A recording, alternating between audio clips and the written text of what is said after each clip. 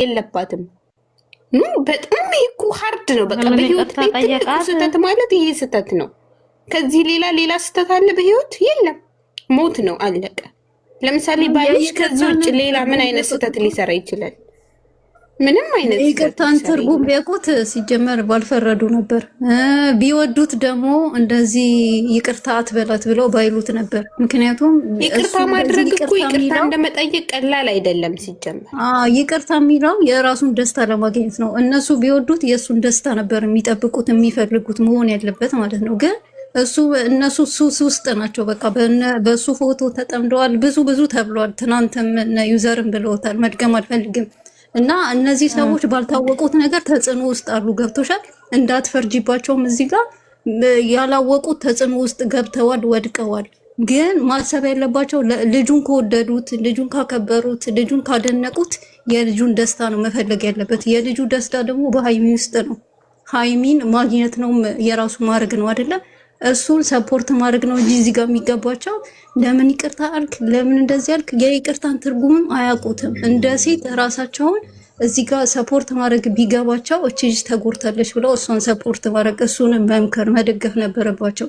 ግን እንዳትፈርጂባቸው። በምንድነው በሱስ ውስጥ አሉ። በምን በፎቶ ሱስ ውስጥ ለምን ብትይ ይሄ ሱስ አይደለም። ይሄ ልንገርሽ ውድ ይሄ ሱስ ሳይሆን ማለት ነው ራስን አለመውደድ፣ ራስን መጥላት ነው። አንድ ሴት ማለት ነው ራሷን የምትወድ ራሷን የምታከብር አይነት ሴት ከሆነች አይደለም እንደዚህ በሚዲያ አይታ በአካል ራሱ የሆነ ኮርታ ነው የምትሄደው።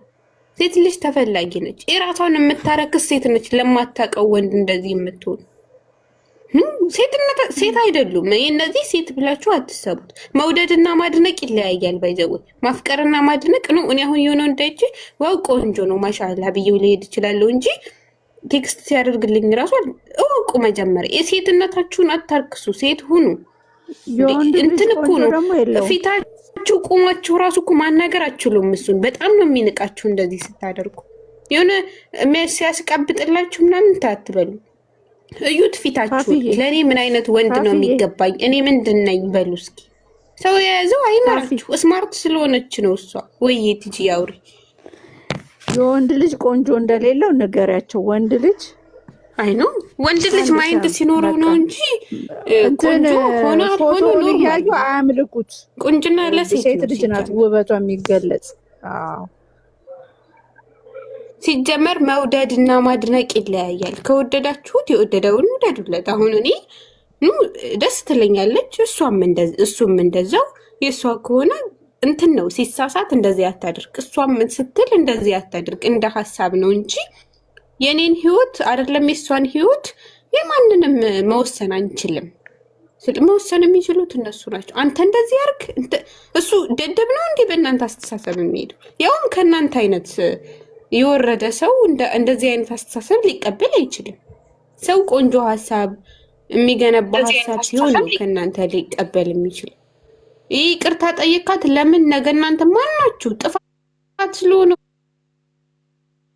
እኮ ነው። ሪል ቢሆን ይሄ ህይወት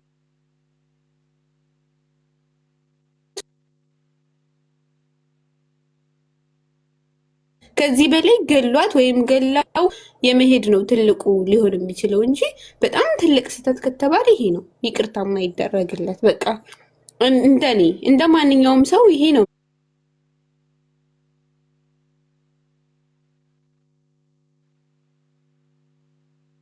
የሚመስለኝ።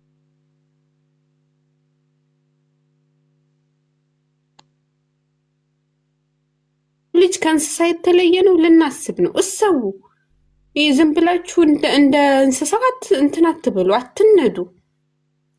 ማሰብ የሚባል ነገር አለ። ሴትነት ደግሞ አታርክሱ። ብዙ አሁን በጣም ጀግና ቤተሰቦቿን ልለውጥ ራሷን ልለውጥ በመጣች የማዳም ቅመም፣ በአንድ ርካሽ የማዳም ቅመም በጣም ብዙ ሰው ይሰደባል። በጣም ብዙ ሴት ይሰደባል። አንድ በራሷን በምታዋረድ ሴት በጣም ብዙ ሴት ይሰደባል። ሴትነታችሁን ለይታችሁ እወቁ ሴቶች። ሌላው መሰመር ያለበት ብዬ ማስበው እሱ አሁን ኦዲየንስ ብሎ በሚናገር ሰዓት ለነዛ ሞራል እየተሰማቸው እንዳይሆን ብዬ አስባለሁ። ምክንያቱም ሀሳባችንን እየተቀበለ ነው ብሎ እያሰቡ እየተረዱት ነው ብዬ እፈራለሁ። አንዳንዴ እሱ ነው እሱ ሰው አይደል፣ እሱ በራሱ ነው ሊመራ የሚችለው። እንደዛም ያደርጋል ብዬ ልጠቀልልሽና እሱ ምን ማድረግ አለባቸው ብዬ አስባለሁ።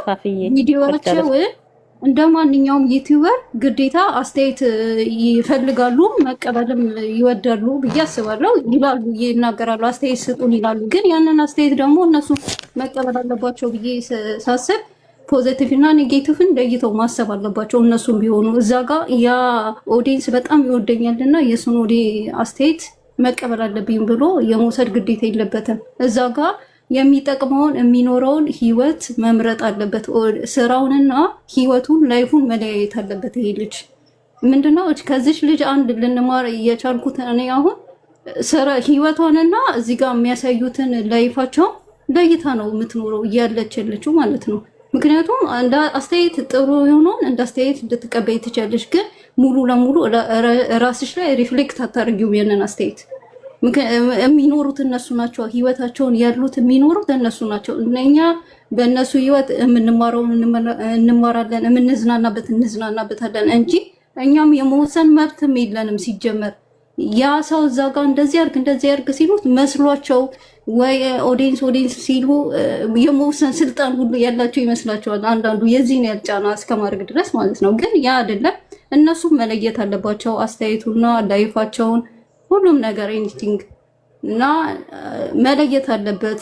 አጥብቄ ልናገር የምፈልገው ላይፉን እዚህ ጋር ያለውን ስራውንም ቢሆን የሚያሳየውን ነገር ለይቶ ህይወቱን በትክክል መንገድ ይምራ፣ ሳይታክት ሳይሰለች ይቅርታውን አጠንክሮ ይሂድ።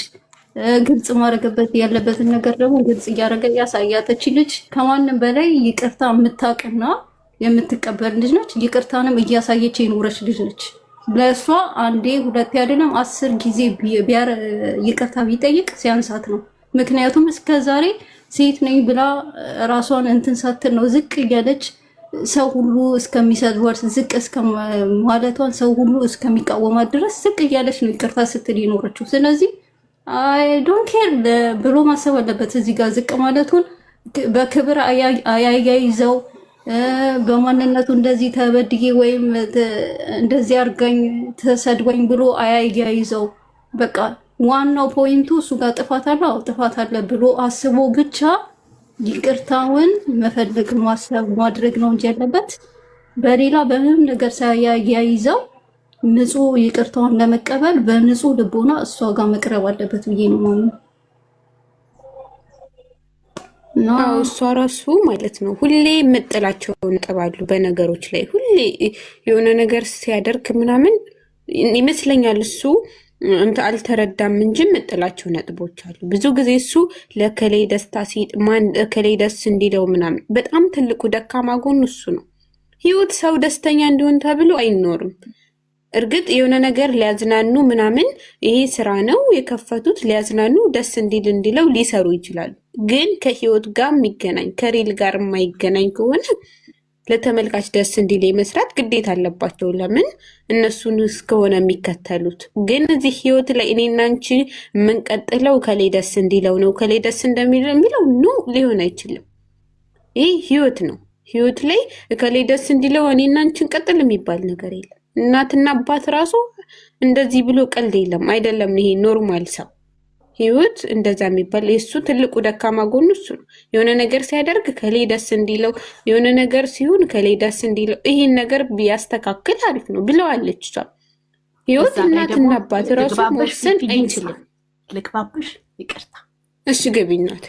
በዛ ላይ እኔ ዛሬ የተደረገው ላይ ጥሩ ነው፣ ግን አንዳንድ ነገሮች መስተካከል አሁንም አለባቸው። እኔ ስለምወድሽ፣ ሰው ስለሚወድሽ፣ እኔ ስለማፈቅርሽ፣ አንቺን ማጣት ስለማልፈልግ እሱ እሷን ማጣት እንደማይፈልግ መናገር መቻል አለበት ብሏል። ዛሬም ጥሩ ነው፣ ግን በደንብ መንገር መቻል አለበት አስረግጦ።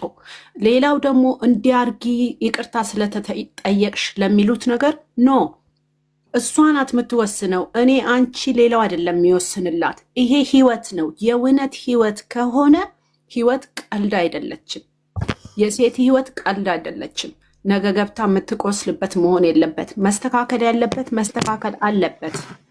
ይሄንን ተወያይተው ተነጋግረው መወሰን አለባት እንጂ ይሄን አድርጊ እያልን የምንልበት ምንም ምክንያት የለም። ድርሰትም ቢሆን ድርሰቱ ላይም ቢሆን ህይወት ነው፣ የአንድ ሴት ልጅ ህይወት ነው። ስለዚህ የማስረገጫ ነገር ምንም የሰማነው የለም። መጨረሻ ላይ ታውቁታላችሁ። ልጁ የኔ አይደለም ነው፣ አልሄድኩም፣ አላደረግኩትም፣ ወይም ደግሞ ሄጃለሁ አድርጌዋለሁ፣ ግን ልጁ የኔ አይደለም። እሱ ሌላ ነገር ነው፣ የሚነጋገሩበት ነው። ሰው እየተነሳ ይቅርታ ዛሬ ስላለ ጎንበስ ስላለ ጥሩ ነው ያደረገው ነገር፣ ነገ የሚያደርግ ዩዘር ያንዴ እኮ ማለት ነው። አንዴ ላቋርጣና ላዳምጣችሁ። እሺ አትውጫ እንዴ። እሱ አሁን እስካሁን ስለ ልጁ እንጂ ስለ ችት ማድረጉ አልተወራም እዚህ ላይ። ልጁ የእሱ ባይሆንም እንኳን ችት አለማድረጉን ማጥራት አለበት። ይህ በጣም እንትን ያልተወራለት ነገር። ችት አላረኩም ልጁ የኔ አይደለም። ምክንያቱም በተጣሉ ሰዓት መሀል ላይ የሆነ ነገር ነው የተባለው። ስለሱ አሁን ወደዛ ከገባን ሌላ ነገር ነው። የዛሬው ይቅርታ ጥሩ ነው፣ ግን ነገም ይቅርታ ይበል ነው። ለምን ይቅርታ አላረገችለትም ለሚባለው ግን ውድ ስለሆነች ማወቅ ስላለበት ዋጋዋ መታወቅ ነው። ዩዘርዬ ውድ ስለሆነች ብቻ ሳይሆን ማለት ነው፣ ውድ ስለሆነች ብቻ ሳይሆን በሪል ህይወት ይሄ በጣም ከባድ ስህተት ነው። በጣም ከባድ ይቅር የማይባል ስህተት ብዬ ነው እኔ የማምነው። ገንዬ ዌልካም፣ አውሪኛ። እስካሁን ሀሳብ ሰጥተናል። እንኳን ገንዬ እኔ እናት ዌልካም። ምን ሆነሽ ነው ገንዬ? እኔ ውድ ምን ሆነሽ ነው ዛሬ? እኔ ቆንጆ መግድ የራሴን አመመኝና ትላንትና ደግሞ የሆነች ሰወደች። ሰላም ምን ሆነሽ ነው? ሰኒን ቅድም አናድርሽ፣ አሁንም እኔ ልታናድጅ ነው?